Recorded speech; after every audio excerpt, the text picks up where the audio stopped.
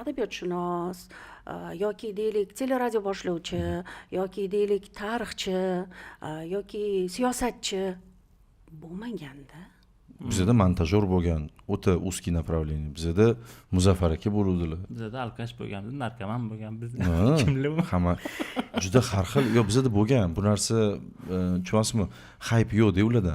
Shuning uchun ham ko'pchilik bilmaydi. Bittasi aytayapti, faqat blogerlarni chaqirasizlar. Mana juda ko'p mehmonlarni aytgandan keyin ko'rdinglarmi desam, qarab turibdi-da. Aka qiziqmaysizda.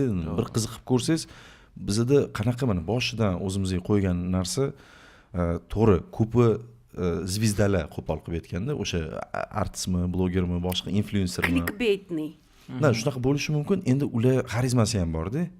Xarizma bo'lgandan keyin ular kamerani oldida bemalolroq gaplashadi-da. O'ynab beradimi? Yo'q, gaplashadi bemalol. Kamerani oldida o'rganmagan odam yopib o'tiradi.